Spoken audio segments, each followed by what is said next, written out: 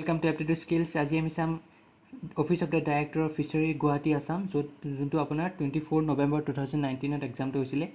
For the post of junior assistant maths 20 marks আহিছিলে আমি মেথছখিনি solve কৰিম গোটেইখিনি চ' মই দুটা পাৰ্টত লৈ আহিম ফাৰ্ষ্ট আমি 1 পৰা 10লৈকে ছল্ভ কৰিম কালি মই নেক্সট পাৰ্টটো লৈ আহিম ঠিক আছে তো ভিডিঅ'টো শেষলৈকে চাব তেতিয়াহে ভালকৈ বুজি পাব আৰু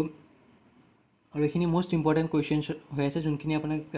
আছাম ৰিকুৱাৰমেণ্ট 2020 কাৰণে যোনখিনি ওলাইছে তাৰ কাৰণে মোষ্ট ইম্পৰ্টেণ্ট কুৱেশ্যনছ ঠিক আছে চ' ভালকৈ চাব ষ্টাৰ্ট কৰক ভিডিঅ'টো চ' ফাৰ্ষ্ট কুৱেশ্যন কি আছে চাওক a man has ₹480 in the denominations of 1 rupee note 5 rupee note and 10 rupee note the number of notes of each denominations is equal what is the total number of notes that he has মানে মানুহটোৰ হাতত 480 টকা এটা আছে তো 480 টকা কেনেকৈ আছে 1 rupee নোট আছে তাত 5 টকীয়া নোট আৰু 10 টকীয়া নোট আছে কিন্তু যিমান 1 rupee নোট আছে সেই সিমানেই 5 টকীয়া নোট আছে আৰু সিমানেই 10 টকীয়া নোট আছে গোটেইকেইটা একেই যদি আপোনাৰ তাত ধৰি লওক 5খন 1 টকীয়া নোট আছে সেই 5খন 5 টকীয়া নোট থাকিব লাগিব আৰু 5খন 10 টকীয়া নোট থাকিব লাগিব মানে গোটেইখিনি যিমানখিনি নাম্বাৰখিনি একেই হৈ আছে ঠিক আছে চ' আমাক উলিয়াব লাগে যে কিমান number what is the total number of notes কিমান হয় ঠিক আছে চ' আমি ফাৰ্ষ্ট লৈ লওঁ যে total number of notes x আছিলে আমাৰ তাত অফ নোটছ এক্স আছে ঠিক আছে এক্স ঠিক আছে চ' এতিয়া চাওক গোটেইকেইটা ইয়াৰ ৰুপিজ আছে ইয়াৰ এইটো ইউনিট ৰুপিজত আছে এইটো ৰুপিজত আছে এইটো ৰুপিজত চ' গোটেইকেইটা ৰুপিজত আছে চ' ধৰি লওক মোৰ তাত এক্সখন 1 টকীয়া নোট আছে প্লাছ এক্সখন মোৰ তাত 5 টকীয়া নোট আছে প্লাছ আৰু এক্সখন 10 টকীয়া নোট আছে বুজিলে এই গোটেইখিনি প্লাছ কৰিলে কি পাম আমি এই 480টো পাম এই 480টোহে আপোনাৰ ডিভাইড কৰি দিছে যে 1 টকীয়া নোট 5 টকীয়া নোট আৰু 10 টকীয়া নোট ঠিক আছে মোৰ তাত ক'লোঁ যে মই এক্সখন মোৰ তাত 1 টকীয়া নোট আছে 1 টকীয়া নোট আছে 5 টকীয়া নোট এক্সখন আছে আৰু 10 টকীয়া নোট এক্সখন আছে টোটেল এনেকৈ কৰিলোঁ ইকুৱেল টু 480 পালোঁ বুজি পালে চ' এতিয়া এইটো আমি ছল্ভ কৰি দিলে হ'ল x × 1 x হ'ল plus 5x plus 10x equal to 480 হ'ল এতিয়া কিমান প্লাছ কৰিলে কিমান পাম 16x হয়নে 5 + 10 15 15 + 1 16x ইকুৱেল টু 480 আৰু x ইকুৱেল টু কিমান পাম আমি 480 ডিভাইড বাই 16 হ'ল এইটো যদি আমি ছল্ভ কৰোঁ কিমান পাম 16 3 × 48 30 চ' টোটেল নাম্বাৰ অফ নোটছ কিমান আছিলে 30 হয়নে চ' এতিয়া আমাক কি উলিয়াব লাগে নাম্বাৰ অফ নোটছ চৰি এইটো টোটেল নাম্বাৰ অফ নোটছ আপোনাৰ কি হ'ব এতিয়া চাওক টোটেল নাম্বাৰ অফ নোটছ নহয় এইটো আপোনাৰ ধৰি লওক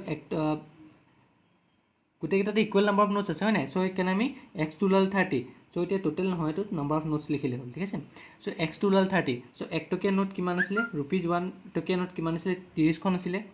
₹5 টকীয়া নোট কিমানখন আছিলে 30খন আৰু ₹10 টকীয়া নোট কিমানখন আছিলে 30খন চ' টোটেল নাম্বাৰ অফ নোটছ কিমান আছিলে মোৰ তাত 90খন আছিলে 30 + 30 + 30 90খন নোটছ আছিলে হয় নাই চ' আমাক সুধিছে যে টোটেল নাম্বাৰ অফ নোটছ কিমান হ'ব টোটেল নাম্বাৰ অফ নোটছ 90খন হ'ব ঠিক আছে বুজি পালে সেইটোৱে কথাটো বুজি পাইছে কেনেকৈ কৰিলোঁ যে মই টোটেল নাম্বাৰ অফ নোটছখন এক্স লৈ লৈছোঁ আৰু টোটেল নাম্বাৰ অফ নোটছ নহয় মানে আপোনাৰ ধৰি লওক 1 টকীয়া নোটটো এক্সখন আছে 5 টকীয়া নোটটো এক্সখন আছে 10 টকীয়া নোটটো এক্সখন আছে চ' টোটেল আমি যদি প্লাছ কৰোঁ গোটেইখিনি আমি 480 টকা পাম মানে মোৰ তাত 480 টকাহে আছে চ' সেইটোহে মই ডিভাইড কৰি দিছোঁ যে 1 টকীয়া 5 টকীয়া 10 টকীয়া নোটৰ ভিতৰত চ' প্লাছ কৰোঁতে আমি এক্স পালোঁ 30 মানে আমাৰ তাত 1 টকীয়া নোটো 30খন আছিলে 5 টকীয়া নোটো 30খন আছে আৰু 10 টকীয়া নোটো 30খন আছে তো টোটেল নাম্বাৰ অফ নোটছ কিমান হ'ব প্লাছ কৰি দিলে 90খন নোট আছিলে মোৰ লগত ঠিক আছে চ' নেক্সট কুৱেশ্যনটো আগবাৰৰ কি দিয়া আছে if 7 spiders make 7 waves in 7 days then 1 spider will make 1 wave in how many days এইটো চেইন ৰুলৰ প্ৰব্লেম হয় গোটেই চেপ্টাৰটো মই কৰাই দিছোঁ ঠিক আছে যিমানখিনি মই অংক ইয়াত কৰাইছোঁ গোটেইখিনিয়ে চেপ্টাৰ কৰাই দি আছোঁ আৰু গোটেইখিনি আপোনাৰ ডেছক্ৰিপশ্যন লিংকত পাই যাব তো কি কোৱা হৈছে 7 আমাক কি লাগে 7টা স্পাইডাৰে 7টা ৱেভ বনায় 7 দিনত এটা স্পাইডাৰ এটা ৱেভ কিমান দিনত বনায় হাউ মেনি ডেজত হৈছে চ' আমি ডেজটো এক্সট্ৰাকৈ লিখিলোঁ মানে 7 স্পাইডাৰ লিখিলোঁ 7 ৱেভ লিখিলোঁ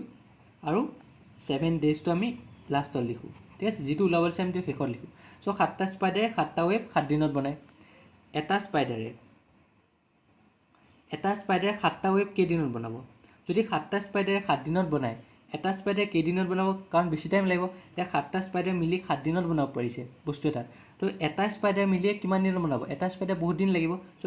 বহুত দিন লাগিলে কি হ'ব মাল্টিপ্লাই কৰিম আমি আৰু কম দিন লাগিলে ডিভাইড কৰিম চ' কি মাল্টিপ্লাই কৰিম এইটো 7 to 7 আহিলে এই 7টো আমি আঁতৰাইছিলোঁ যে এইটো 7ৰ মাল্টিপ্লাই হৈ যাব ঠিক আছে 7 ডেজ হ'ল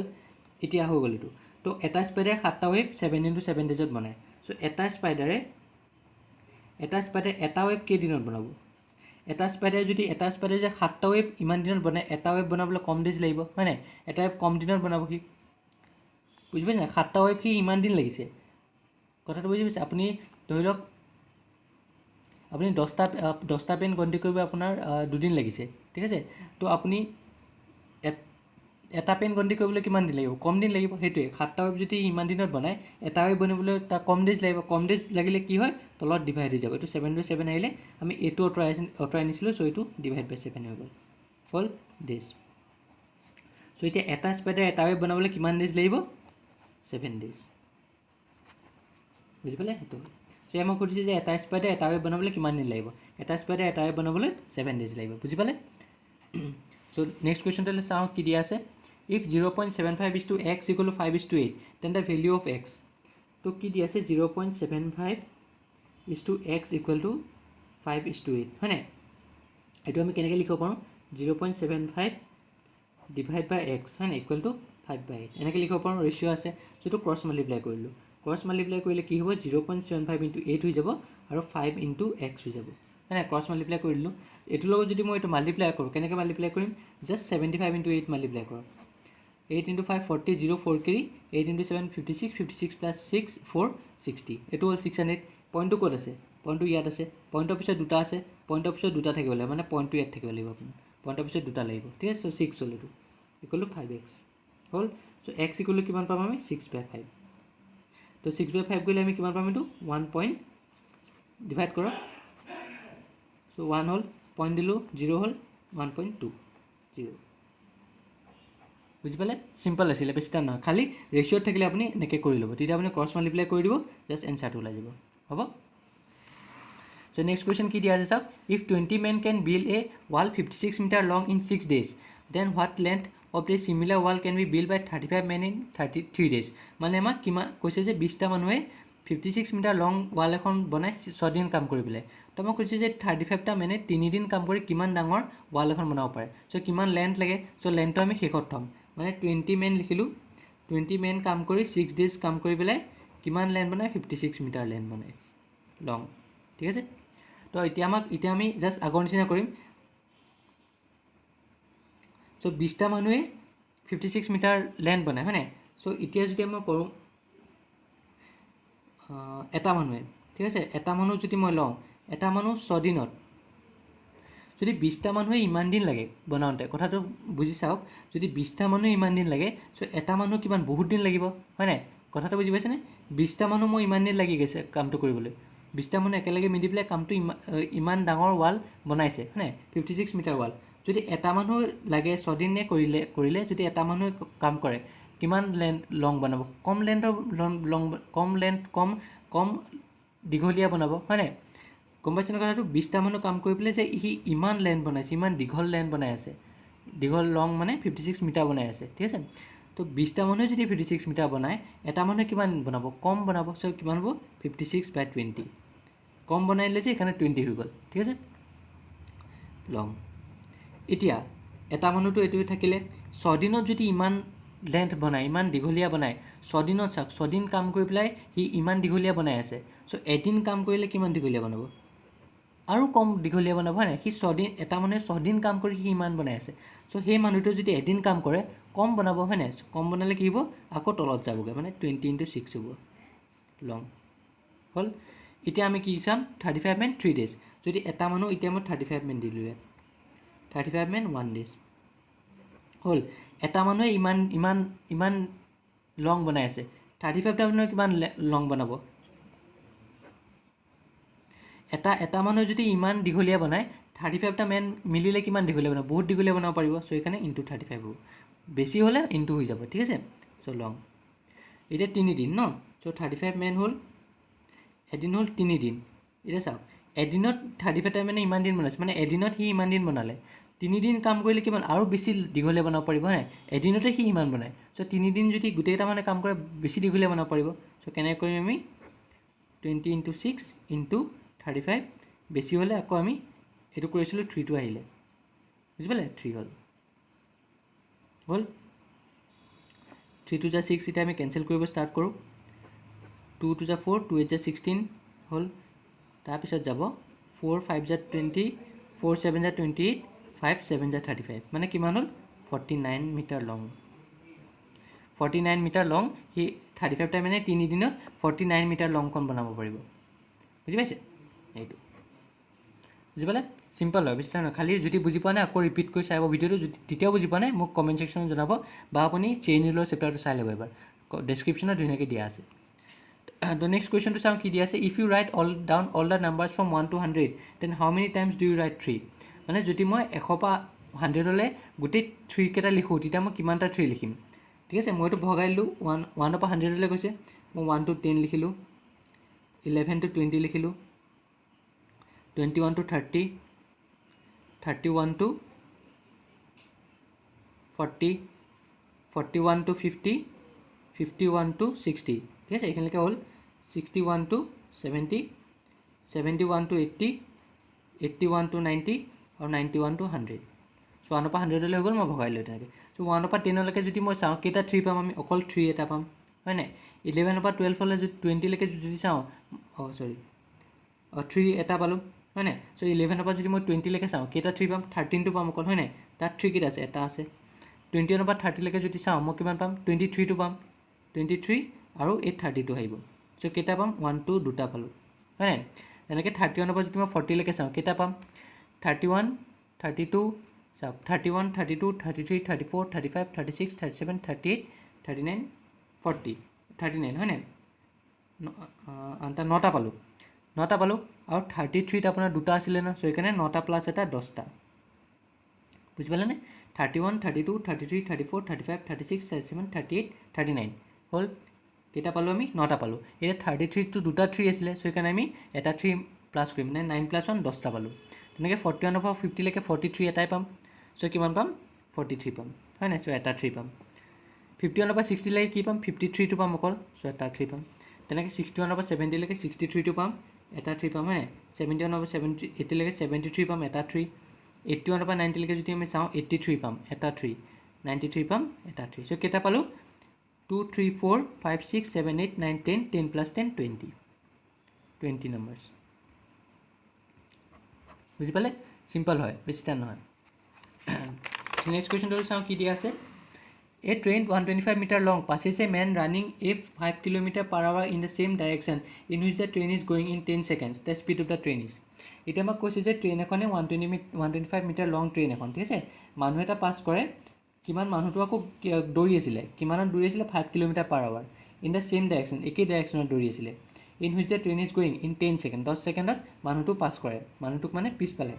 the speed of the train is speed of the train ওলাব লাগে আৰু মই আগতে কৈছোঁ যে যেতিয়া আপোনাৰ দুটা মুভিং অবজেক্ট থাকে তেতিয়া আমি ৰিলেটিভ স্পীডটো ওলাওঁ ঠিক আছে তো এতিয়া speed of the train so' speed of the train formula কি আছিলে আৰু কিমান টাইমত সি ট্ৰেইনখনে পাছ কৰিছে 10 ছেকেণ্ডৰ হয় নাই এতিয়া ফাৰ্ষ্ট আমি কি কৰোঁ আমি ইউনিটকেইটা চাওঁ মিটাৰ আছে ইয়াত ছেকেণ্ড আছে চ' আমি এইটো 5 কিলোমিটাৰটো আমি কি কৰোঁ আৰু আমি মিটাৰলৈ লৈ যাওঁ নে 5 × 5/18 মিটাৰ পাৰ ছেকেণ্ড হ'ল 25/18 মিটাৰ পাৰ ছেকেণ্ড এইটো মই আগতে যেতিয়া টাইম এণ্ড স্পীড কৰাইছিলোঁ ট্ৰেইনৰ প্ৰব্লেম অন ট্ৰেইন কৰাইছিলোঁ তাত দিয়া আছে তলত লিংকত পাই যাব গোটেইখিনি চ' এইটো হ'ল এতিয়া আমাক কিমান টাইমত সি ট্ৰেইনখনে ক্ৰছ কৰিছে 10 ছেকেণ্ডত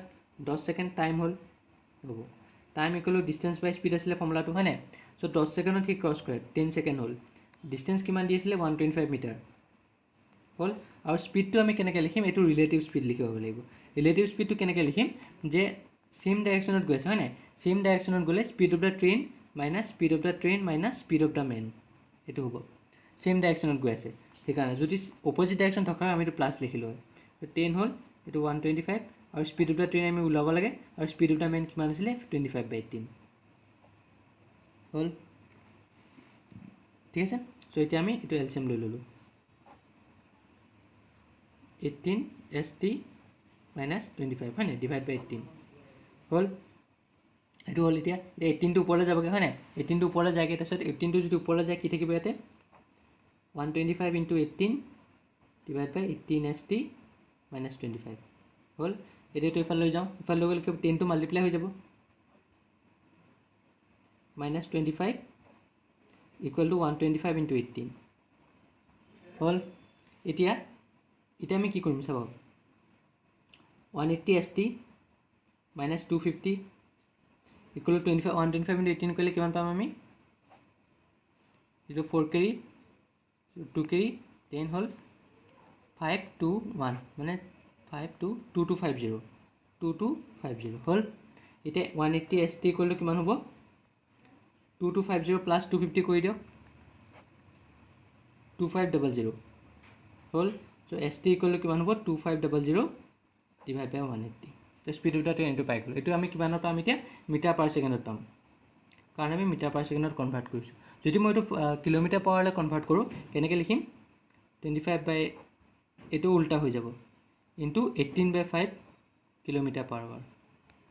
উল্টা হৈ গ'ল চ' এতিয়া কেঞ্চেল কৰিলে হ'ল 10 হ'ল কেঞ্চেল 5 5 × 25 50 মানে 50 কিলোমিটাৰ পাৰ আৱাৰ বুজি পালে মিটাৰ পাৰ ছেকেণ্ডত যদি আপোনাক দিয়ে এইটো আপুনি ছল্ভ কৰি দিব ছল্ভ কৰিলে কি হ'ব 2 9 × 18 2 1 × 2 2 2 × 4 125/9 মিটাৰ পাৰ ছেকেণ্ড যদি এইটো কিলোমিটাৰ পাৱাৰলৈ লৈ যায় তেতিয়া এইটো 50 কিলোমিটাৰ পাৰ আৱাৰ হ'ব ঠিক আছে বুজি পালে চ' নেক্সট কুৱেশ্যনটোলৈ আগবাঢ়ো কি দিয়া আছে এ মেন ইজ ৱাকিং at a speed of 10 kilometre per hour after every kilometre he takes a rest for 4 minute how much time will he take to cover a distance of 10 kilometre মানে মানুহ এটাই কিমান স্পীডত গৈ আছিলে 10 kilometre power দি গৈ আছিলে তাৰপিছত প্ৰত্যেকটো 1 কিলোমিটাৰত সি ৰেষ্ট লয় 4 মিনিট সি ৰেষ্ট লয় চ' সি কিমান সময়ত সি 10 কিলোমিটাৰ ডিষ্টেঞ্চটো কভাৰ কৰিব গম পাইছে চ' ইয়াত অপশ্যনটো অলপ খেলি মেলি হৈ আছে চ' মই চাওক কেনেকৈ কৰোঁ আহক চাওক 10 কিলোমিটাৰ পাৰ আৱাৰ মানে এইটো মানে কি কিমান স্পীডত গৈ আছে 10 কিলোমিটাৰ পাৰ আৱাৰ স্পীড কিমান দি আছিলে 10 কিলোমিটাৰ পাৰ আৱাৰ ঠিক আছে আৰু কি দি আছে ডিষ্টেঞ্চ কিমান দি আছিলে ডিষ্টেঞ্চ দি আছে 10 কিলোমিটাৰ যদি সি নৰয় যদি সি ইয়াৰ ৰেষ্ট নলয় তেতিয়া সি কিমান টাইমত পাবগৈ time equal to distance by speed যদি কিমান টাইমত পাবগৈ 10/10 ইকুৱেল টু 1 আৱাৰ মানে যদি সি নৰয় ক'তো একদম ডাইৰেক্ট গৈ থাকে 10 কিলোমিটাৰ তেতিয়া সি 1 ঘণ্টাত সি কমপ্লিট কৰিব কিন্তু সি 4 মিনিটকৈ প্ৰত্যেকটো কিলোমিটাৰ ৰখি আছে হয় 1 ঘণ্টা মানে কি 60 মিনিট চ' প্ৰত্যেকটো কিলোমিটাৰত সি 4 মিনিটকৈ ৰখি আছে চ' কিমান সময়ত কভাৰ কৰিব লাগে 10 কিলোমিটাৰ চ' এইটো 1 কিলোমিটাৰ 2 কিলোমিটাৰ 3 কিলোমিটাৰ 4 কিলোমিটাৰ 5 6 7 8 9 10 ঠিক আছে প্ৰথম কিলোমিটাৰত সি 4 মিনিট ৰখিলে ছেকেণ্ড কিলোমিটাৰত সি 4 মিনিট ৰখিলে থাৰ্ড কিলোমিটাৰটো সি 4 মিনিট 4 নম্বৰ কিলোমিটাৰটো 4 মিনিট 5 নম্বৰ কিলোমিটাৰটো 4 মিনিট গোটেইটা সি 4 মিনিটকৈ ৰখি গৈ আছে কিন্তু 9 নম্বৰ কিলোমিটাৰটো যোৱাৰ পিছত যেতিয়া সি যায় তেতিয়াতো সি শেষ কৰি দিয়ে একেবাৰে হয় সেইটো শেষ কৰি দিয়ে 10 কিলোমিটাৰ তাৰ শেষ হৈ যায় চ' সেইকাৰণে সি ৰেষ্ট ল'ব নালাগে আৰু 9 নম্বৰ পৰা যদি 10 নম্বৰলৈ সি যায় এতিয়াতো কিলোমিটাৰ শেষ হৈ গ'ল চ' সেইকাৰণে আমি এইটো ধৰিব নালাগে বুজি পালে চ' শেষেই হৈ গ'ল ইয়াত চ' সি ইয়াত যিমান পাৰে ৰেষ্ট লৈ থাকিব পাৰে কাৰণ সি 10 কিলোমিটাৰ কভাৰ কৰিলে চ' টোটেল সি কিমান মিনিট ৰখিলে 4 1 2 3 4 5 6 7 8 9 36 মিনিট সি ৰখিলে হয় 36 মিনিট সি ৰখিলে তো এতিয়া টোটেল টাইম কিমান হ'ব total time 60 minute plus 36 minute ঠিক আছে এইটো কিমান হ'ব এতিয়া 96 মিনিট চ' এইটো মোৰ মতে আপোনাৰ 96 মিনিট হ'ব লাগিছিলে কিন্তু এইটো অপশ্যনত অলপ খেলি মেলি হ'ব বুজি পালে কথাটো তো সি টোটেল 4 মিনিটকৈ যদি ৰখে যদি সি 4 মিনিটকৈ নৰখে তেতিয়া সি 10 কিলোমিটাৰ কিমান পাব সি 1 ঘণ্টাত পাব মানে 1 ঘণ্টা মানে 60 মিনিট চ' 60 মিনিটত সি 10 কিলোমিটাৰ পাই যাব কিন্তু যদি সি 4 মিনিটকৈ নৰয় যদি একেবাৰে যায় যদি সি একেবাৰে নাযায় 4 মিনিটকৈ ৰয় তো 4 মিনিটকৈ ৰ'লে সি 36 মিনিট ৰওঁতে গ'ল তাৰ চ' টোটেল টাইম কিমান লাগিলে 60 + 36 96 মিনিট বুজি পালে চ' নেক্সট কুৱেশ্যনটো কি দি আছে চাওক 1.5x = 0.04y ফাইন এইটো উলিয়াব লাগে ঠিক আছে তো আমি ফাৰ্ষ্ট কি কৰোঁ যে ইজি আছে এইটো 0.04y হ'ল আমি এইটো এনেকৈ লিখোঁ x/y লৈ যাওঁ x/y এফালে লৈ গ'লে y লগত কি লাগি আছে 0.04 চ' ওপৰত 0.04 হ'ল x লগত কি লাগিছে 1.5 চ' তলত 1.5 গ'ল হ'ল x/y আমি এইটো পালোঁ চ' এতিয়া মই কি কৰিম y - x y + x এইটোৰ পৰা মই কমন লৈ ল'লোঁ এইটো মই কি কমন ল'ম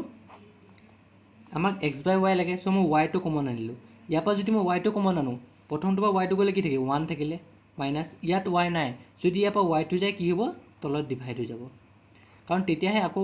ইনটু হৈ পেলাই কেঞ্চেল হৈ পেলাই আকৌ x থাকে যদি কিবা এটা কমনৰ পৰা যদি কিবা এটা কমন আনে য'ত সেইটো নাথাকে তেতিয়া সেইটো তলত ডিভাইড কৰি দিলে হ'ল ঠিক আছে ইয়াৰ পৰা মই y টো কমন আনিলোঁ কি থাকিলে 1 থাকিলে ইয়াত y পৰা y গ'লে 1 হ'ল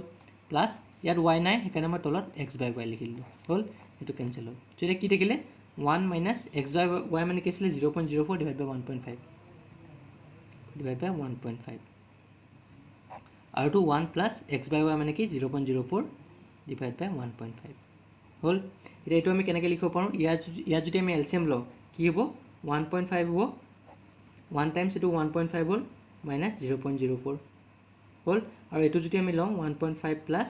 0.04 ডিভাইড বাই 1.5 হ'ল এতিয়া মই 1.5ৰ পৰা যদি 0.04 মাইনাছ কৰোঁ কেনেকৈ মাইনাছ কৰিম পইণ্টৰ তলত পইণ্ট বহিব ইনটু নিচিনা নহয় পইণ্টৰ তলত পইণ্ট বহিলে ইয়াত কি আছিলে পইণ্টৰ পিছত 0.4 চ' ইয়াত আমি এটা 0 এটা দিব পাৰোঁ আৰু ইয়াত 0 এটা থাকিলে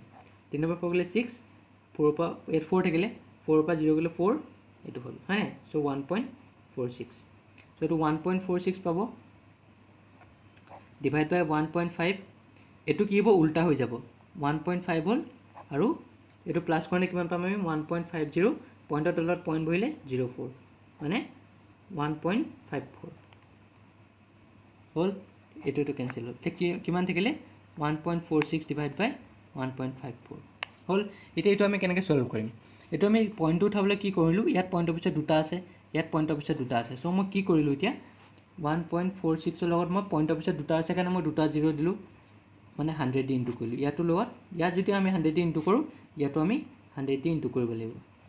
চ' তেতিয়াহ'লে কি হ'ব পইণ্টটো উঠি যাব 146 ডিভাইড বাই 154 হ'ল এতিয়া মই কেঞ্চেল কৰোঁ 2 7 যা 14 2 7 3 যা 6 2 7 যা 14 14 2 7 যা 14 মানে 73 ডিভাইড বাই 77 হ'ব বুজি পালে which of the greatest 4-digit number which is exactly divisible by 88 মানে 88 দি এই নাম্বাৰকেইটাৰ ভিতৰত কোনটো exactly divisible হয় ঠিক আছে greatest 4-digit number which of the greatest 4-digit number which is exactly divisible by 88 মানে এইটো কুৱেশ্যনটো মানে কোনকেইটা গ্ৰেটেষ্ট কোনকেইটা নাম্বাৰ যোনকেইটা 88 দি ডাইৰেক্ট আপোনাৰ ডিভিজিবল হৈ আছে চ' তাতে ডিভাইড কৰি চালেই হ'ল 9944 যেতিয়া আমি চাওঁ হায়েষ্ট গ্ৰেটেষ্ট 4-digit নাম্বাৰ কি হ'ব আপোনাৰ 9999 হয় 9999 যদি মই 88 ডিভাইড কৰোঁ কি পাম আমি 88 1 যা 88 88 আছিলে ন অঁ ডিভাইড কৰিলে 1 1 হ'ল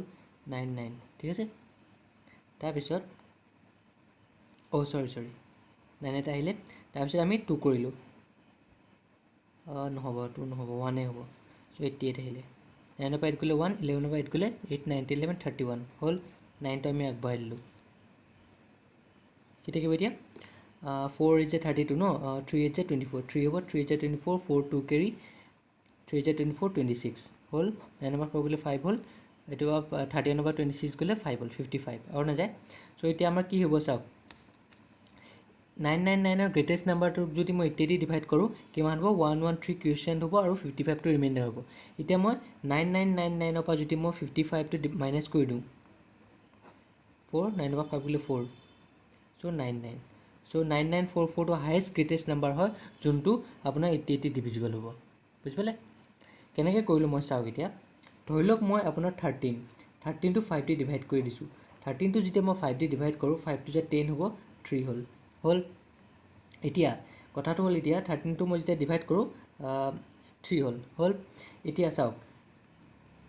এই 3টো যদি মই এই 13টোৰ পৰা মাইনাছ কৰোঁ তো আমি এনেকুৱা এটা নাম্বাৰ পাম নাই যোনটো 5 দি ডিভাইড হ'ব পাৰে ইয়াতো তেনেকৈ কৰিলোঁ মই 80 দি যেতিয়া মই এইটোক ডিভাইড কৰোঁ যেতিয়া মই কি হ'ব আপোনাৰ 55টো ৰিমাইণ্ডাৰ হয় আৰু যদি 55টো মই যেতিয়া এবাৰ মাইনাছ কৰি দিওঁ তো আমি এনেকুৱা এটা গ্ৰেটেষ্ট নাম্বাৰ পাম যোনটো 9944 যোনটো 88 ডিভিজিবল হ'ব আৰু নেক্সট নাম্বাৰ যদি 88 ডিভিজিবল হয় তেতিয়া সেইটো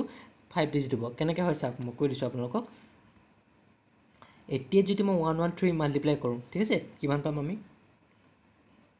80 24 4 2 কেৰি 8 1 8 8 1 8 9 10 1 কেৰি 8 1 8 9 হ'ল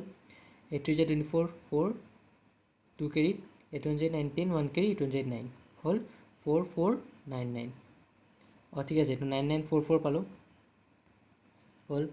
যদি মই 88 ইনটু 114 কৰিলোঁ হয় কিমান পালোঁ হয় 4 32 2 3 কেৰি 8 1 19 11 8 1 9 হ'ল 8 4 32 2 3 কেৰি 8 1 19 11 1 কেৰি 8 1 9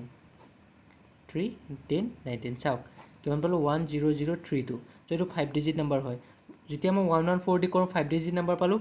10032 আৰু মই 113 দি কৰোঁ 9994 মানে ইয়াতকৈ আৰু গ্ৰেটেষ্ট নাম্বাৰ নাই 4 ডিজিট গ্ৰেটেষ্ট নাম্বাৰ নাই যোনটো 80 ডিভিজিবল হ'ব চ' আমাৰ এনচাৰটো কি হ'ব 9944 বুজি পালে then B who is twice as old as C. If the total age of A, B and C is 27, what is the age of B? माने A is 2 years older than B. अको B की होगा twice as old as C. माने A तो की होगा A होल A लिखिलु is होल equal to लिखिलु 2 years older than B. माने B के 2 बছৰ ডাঙৰ হ'ব होल তেনেকৈ আমি কি লিখিলু B होगा B is লিখিলু equal to twice as old as C. মানে twice হলে into होगा 2 into C. तो এতিয়া আমাক কৈছে যে total age of A plus B plus C যদি 27 হয় তেম বি এজ লাগে সো আমি গোটেইখিনি বিট লৈ যাম এটো কি হ'ব বি প্লাছ 2 হয়নে এটো আমি বি প্লাছ 2 লিখিব পাৰোঁ আৰু বি টু বি এ থলো আৰু সি টু আমি কি লিখিব পাৰোঁ ইয়াৰ পৰা C equal to B by 2 লিখিব পাৰোঁ হয়নে সো বি বাই 2 লিখিলোঁ ইকুৱেল টু 27 হ'ল এটা আমি প্লাছ কৰিম বি প্লাছ বি বাই 2 আৰু প্লাছ 2 ইকুৱেল টু 27 হ্যাঁ সো এইটো আমি যদি এলচিএম লওঁ কিমান হ'ব 1 to 2 into b 2b হ'ল plus 1 to 2b whole plus b whole equal to 27 minus 2 4 5b 5b by 2 equal to 25 है ना so 5b equal to किमान होगा 25 into 2 so b equal to किमान पाम हमें 25 into 2 divided by 5 5 5 is 25 5 into 10 years বুঝি পালে 10 years গম পালে হেতুৱে সো আজি ইয়াতে আহিছোঁ সো আপোনালোকে নেক্সট ক্লাছত মই বাকী যোনকেইটা 10টা আছে এইকেইটা মই কৰাই দিম সো প্ৰেক্টিছ কৰি থাকিব আৰু সো কিবা যদি প্ৰব্লেম পায় মোক জনাব আৰু কমেণ্ট ছেকশ্যনত যদি কিবা প্ৰব্লেম পায় মোক লিখি দিব মই এইটো আকৌ নতুনকৈ ভিডিঅ' বনাই ল'ম যদি আজি একো বুজি পোৱা নাই আৰু গোটেই চেপ্টাৰখিনি যিমানখিনি মই কুৱেশ্যনছ কৰাইছোঁ ইয়াত প্ৰত্যেকটো কুৱেশ্যনছৰে চেপ্টাৰ আপোনাৰ বেলেগকৈ মই কৰাই দিয়া হৈছে সো এইখিনি গোটেইখিনি ডেছক্ৰিপশ্যন লিংকত পাই যাব ঠিক আছে আৰু প্ৰেক্টিছ কৰি থাকক আৰু মোৰ চেনেলটো লাইক ছাবস্ক্ৰাইব আৰু শ্বেয়াৰ কৰিবলৈ নাপাহৰিব বেল আইকনটো ক্লিক কৰি থাকক যাতে মই যেতিয়া নতুন ভিডিঅ' আপলোড দিওঁ আপোনালোকে ন'টিফিকেশ্যন পাই যায় থ্যাংকছ এ লট